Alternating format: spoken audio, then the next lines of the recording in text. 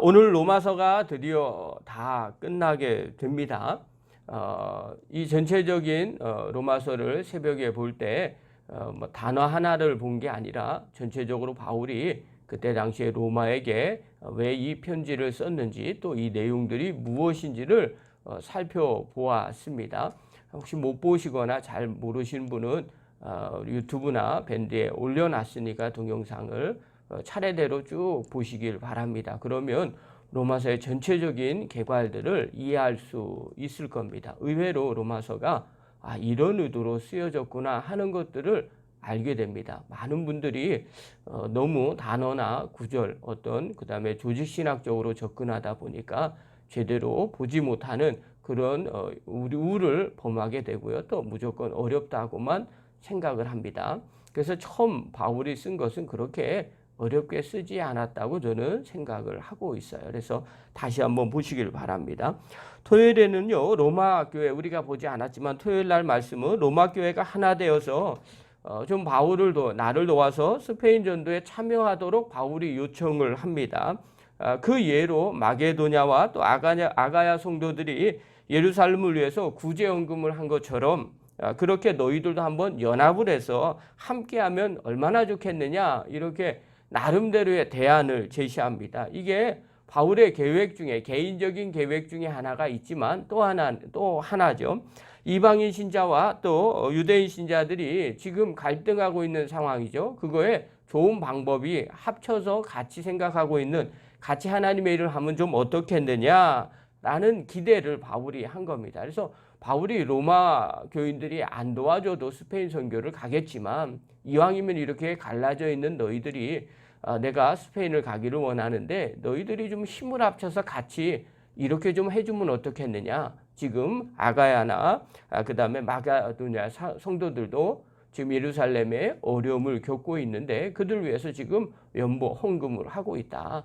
이런 것처럼 좀 의미 있는 성도들이 되면 어떻겠느냐. 좀 싸우지 말고 이렇게 이야기를 해요. 그러면서 30절부터 33절에 토요일 날 말씀이에요.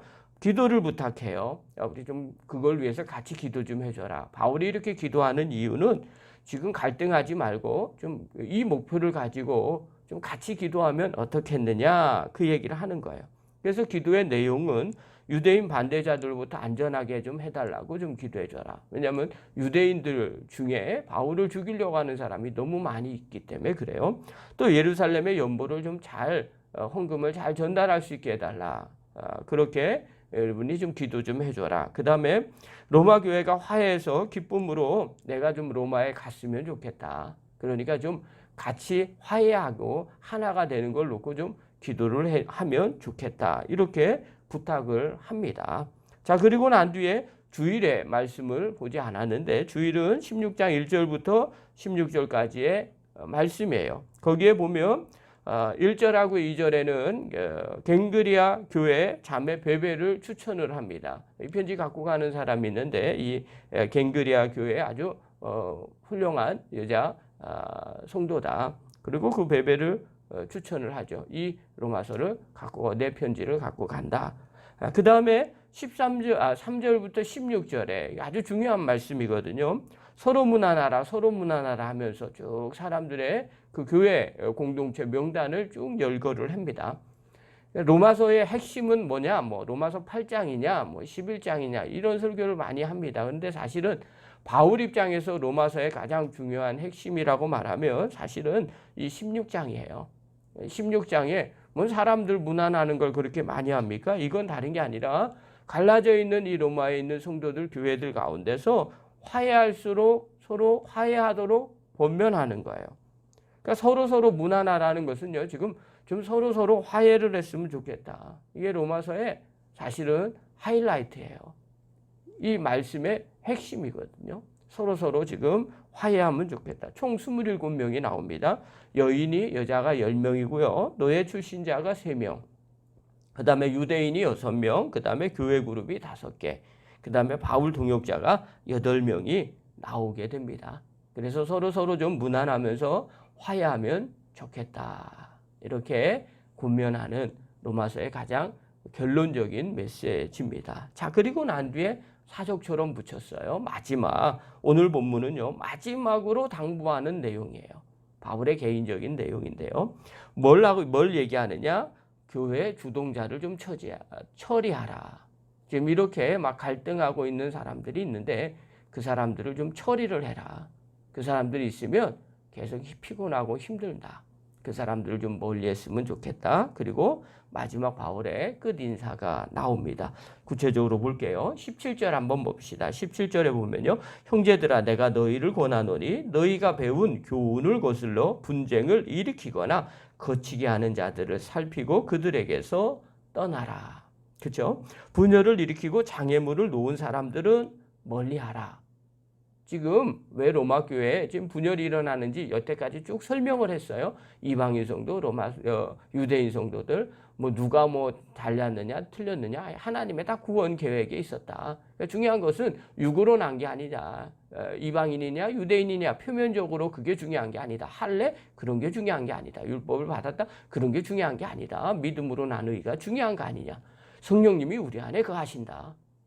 그러니까 우리가 이젠 육체를 어떻게 사용하냐. 싸우는 데 쓰면 되지 싸우는 데 쓰면 안 된다. 하나님의 거룩한 삶을 사는 그런데 사용해야 된다. 믿음으로 살아야 된다. 이러면서 결론이 맺어지는 거거든요. 자, 그러니까 이렇게 분열을 일으키거나 장애물을 막 놓고 거칠게 싸우게 하는 이런 사람들을 어떻게 하느냐. 살펴서 그들을 다 쫓아보내라. 왜 이런 사람을 멀리하라고 얘기하느냐. 그 다음 18절에 보십시오. 이들이 신앙생활하는 핵심 목적이 뭐냐. 그걸 분명하게 아는 거예요. 18절에 보면 이 같은 자들은 우리 주 그리스도를 섬기지 아니하고 그러니까 예수님을 섬기는 게 아니라는 거예요. 다만 자기의 배만 섬기나니 교활한 말과 아첨하는 말로 순진한 자들의 마음을 미혹하느니라. 그렇죠? 이런 사람들은 예수님을 섬기는 사람들이 아니라는 거예요. 자기네 배만 섬기는 거라는 거예요. 그러니까 그럴듯한 말을 하고 아첨하는 말을 해도 결국은 사람들의 마음을 속이는 사람이라는 거예요. 그러니까 이런 사람들은 떠나버리라는 거예요. 가까이 하지 말라는 거예요. 공동체 안에 이런 사람이 있으면 과감하게 쫓아내라는 거예요. 자, 그러면서 바울이 당부해요. 19절에 보면 너희의 순종함이 모든 사람에게 들리는지라. 갑자기 순종하는 말을 이야기해요. 너희들이 순종하는 순종함이 모든 사람에게 들리노라. 실제로 그러진 않거든요. 이게 바울의 기대예요. 그러면서 뭐라고 했냐. 그러므로 내가 너희로 말미암아 기뻐하노니 너희가 선한데 지혜롭고 악한데 미련하기를 원하노라. 자, 이 말은요 이렇게 해석하는 거예요. 여러분의 순종은 모든 사람에게 소문이 났습니다. 나는 여러분의 일로 기뻐합니다. 그러면서 여러분 선한 일에는 슬기롭고 악한 일에는 순진하기를 바랍니다. 그러니까 여러분 내가 얘기한 거 좀 잘 들으시기 바랍니다. 이렇게 말하는 거예요. 순종할 줄 내가 분명하게 알고 있어요. 제발 주변에 그렇게 분쟁하거나 거치는 사람이 있으면 그 사람들하고 가까이 하지 마시기 바랍니다. 그것은 선한 게 아닙니다. 악한 겁니다. 제발 선한 데는 좀 지혜롭게 캐치하시고 악한 데는 미련하시기를 바랍니다. 그러면서 20절에 이렇게 얘기합니다. 평강의 하나님께서 속히 사단을 너희 발 아래서 상하게 하시리라. 우리 주 예수의 은혜가 너희에게 있을지어다. 분열케 하는 사단을 하나님께서 반드시 심판하실 것입니다. 그러니 그런 사람들은 멀리 하시기를 바랍니다. 제 말 꼭 순종하기를 바랍니다. 이렇게 말씀을 마무리하는 거예요. 왜 이렇게 맨 마지막에 이렇게 마무리를 합니까? 이유는 그 전에 지금 교회 공동체 안에 분열과 다툼이 있어요. 그런 사람들이 주동하는데 자기도 모르게 많은 사람들이 휩쓸려 가고 있는 거예요. 그래서 이 부분을 정리하는 거죠. 제발 그렇게 하지 마십시오. 그러면서 21절부터 27절에 끝 인사를 나눕니다. 디모데, 친척 누기오, 야손, 소시바더, 대필자 더디오, 가이오, 재무관 에라스도 구하도에게 문안한다. 그러면서 결론 기도하죠. 복음과 예수 그리스도를 전파하는 것이 모든 민족을 믿어 순종케 하려는 것입니다. 복음으로 너희를 능히 견고하게 하실 하나님께 영광이 세세 무궁토록 있기를 바랍니다. 이 말은 맨 마지막으로 인사말 하는 거죠. 로마 교회가 화해가 돼서 복음 위에 든든하게 세워지기를 간절히 하나님 앞에 바랍니다. 이러고 로마서의 대단원의 편지를 마무리를 하고 있어요. 그리고 난 뒤에 이 로마서를 다 끝나고 난 뒤에 사실은 오늘 시간이 되시면 보세요. 사도행전 20장 4절로 넘어가게 됩니다. 그래서 그 다음 다시 이제 예루살렘으로 가는 여정을 바울이 행하게 되는 거죠. 자, 그렇다면 오늘 이 본문을 통해서 깨달아야 될 것 핵심이 무엇인가? 첫 번째입니다. 교회 공동체를 흔들고 무너뜨리는 사람들을 멀리하라는 겁니다. 여러분, 우리가 신앙생활 할 때 영적으로 깨어 있다는 게 무엇일까? 이것은 영적인 은사를 받아서 깨어 있다는 것이 아닙니다. 영적으로 깨어 있다는 것은 하나님의 뜻이 무엇인지를 잘 살피는 겁니다. 또 사단이 뭘 하고 있는지를 어렴풋이 살필 수 있는 것, 이것이 영적으로 깨어 있는 거예요. 우리는요, 영적으로 깨어 있다는 것을 가지고 자꾸 인간의 지성을 가지고, 이성을 가지고 옳고 그름을 판단할 때가 있어요. 이것이 맞으면 얼마나 좋겠어요. 그러나 하나님의 일은요, 우리의 생각으로 옳고 그름으로 따질 문제가 아닙니다. 그렇기 때문에 우리가 늘 조심해야 됩니다. 우리가 분명하게 하나님의 뜻이고 사단이 원하는 것을 분명하게 알면 그것대로 할 수 있겠죠. 그러나 살다 보면요, 잘 모를 때가 있어요. 이게 어느 것인지를 좋은 것 같은데 나중에 안 좋고요. 또 안 좋은 것 같은데 보니까 나중에 좋은 것이 있을 수 있어요. 그러니까 정확하게 몰라요. 자, 그럴 때 어떻게 생각을 해야 되느냐라고 물어보면요, 우리가 크게 보셔야 돼요. 하나님의 나라는 어떻게 돌아갈 것인가? 그 다음에 사단은 어떤 걸 좋아할 것인가? 교회 공동체가 흔들립니까? 그러면 그건 좋은 게 아니라는 거죠. 근데 우리가 다시 한번 보는 거죠. 하나님은 교회 공동체를 든든하게 세워가십니다. 반대로 사단은 교회를 흔들어 버려요. 자, 그러면 이런 질문이 나와요. 안 좋은 것을 흔들어서 정리하시고 또 새롭게 하실 하나님의 계획이 있지 않겠습니까? 예, 맞습니다. 그럴 수 있어요. 자, 그래서 그 다음 게 중요한 거예요. 자, 이걸 통해서 새롭게 만들어져 가는 겁니까? 아니면 이걸 통해서 서서히 망하게 되는 겁니까? 우리가 볼 때 그것까지도 볼 줄 알아야 되죠. 다는 모릅니다. 그러니까 늘 기도하면서 깨어 있어야 돼요. 제가 목회를 하면서 하나님의 뜻을 분별하는 방법 중에 여러 가지가 있어요. 주님 앞에 기도할 때 응답을 주시는 것도 있습니다. 또 어떨 때는 응답을 명확하게 주시지 않을 때가 있어요. 그러나 이런저런 방법으로 주실 때가 있어요. 그러나 하나님의 뜻이 어떻게 오게 되든지 간에 제가 늘 마음 가운데 두고 있는 원칙 하나가 있어요. 그 원칙이 뭐냐면 이 결과로, 이 결정으로, 아니면 이 행동으로, 아니면 이 말로 말미암아 어떻게 될 것인가? 이걸로 말미암아 하나님 나라가 또 교회가 어떻게 될 것인가?